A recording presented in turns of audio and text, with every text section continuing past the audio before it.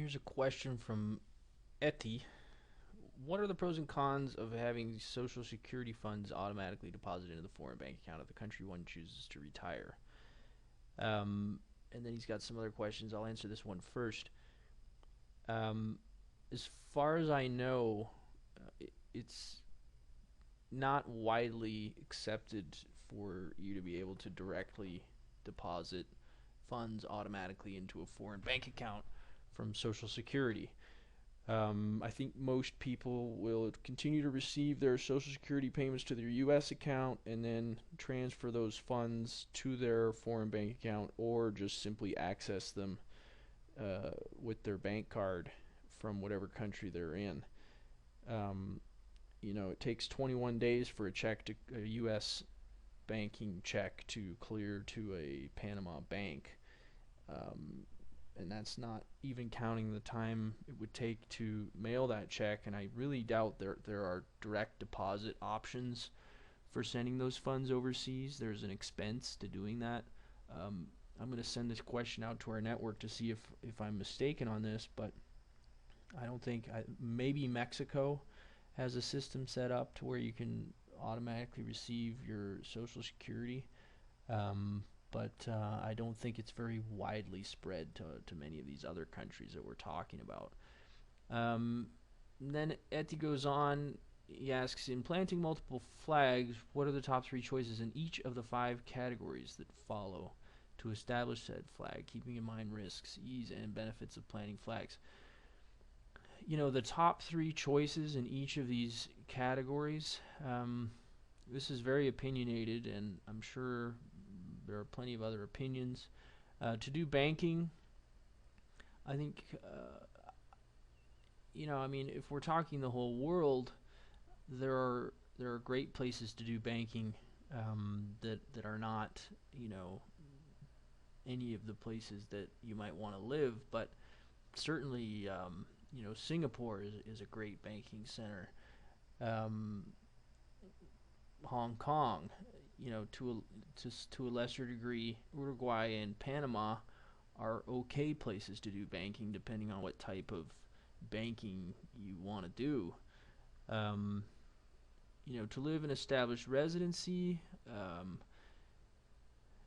there I would say, Mexico is still one of the easiest places to live and or establish residency.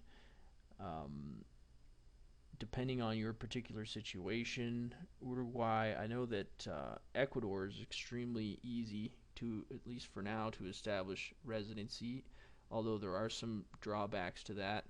Um, Panama is a reasonably easy place to establish residency, although there are easier ones like Belize. In our research report, the top 10 retirement visas available to research members. If you upgrade your membership, you get that report. We have 10 of the top countries and how to obtain your residency visa in those countries. So that would be a good resource. To run a business, again, depends on a lot of things. Um, Panama is a great place to run a business if your income is derived from overseas. In other words, not from within Panama. Um, the difference is night and day, because if you're running a business that derives income from within Panama, it is taxed, and there's a lot of um, bureaucracy, and it can be arduous to maintain the books on a business that is deriving income from within Panama. Whereas if you're deriving income from outside sources, it can be much more straightforward. Um, you know, it's not easy to run a business in any of these countries, I would say. Recently, there was a report about the ease of doing business worldwide, and some of the top nations were definitely Singapore, Hong Kong, and the USA and Canada and Western Europe are still very high up on the list for most of the categories. I can try to include that link. I don't have it right here, but Latin America overall is not an easy place to run a business.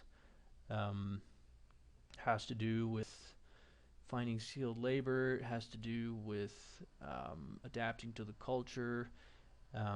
Depends a lot on the type of business. So to have a mailing address is, depending on your situation, but um, services like um,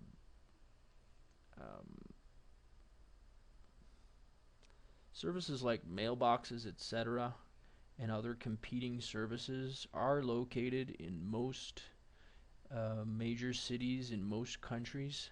So oftentimes, it's pretty easy to set up a P.O. box. A lot of times the mail system, delivery system to your home does not work. So P.O. boxes are the way to go. And that's pretty easy to set up in any country. Same with phone, internet, and fax. As long as you have an internet connection, you can have phone and fax. So the big cities worldwide all have high-speed internet these days. If you want to be in a more rural setting in any of these countries, you might be disappointed in the connection speed. So overall, I think these are 5 categories, in particularly the first 3 that really depend on your situation. And I don't think there's one standout.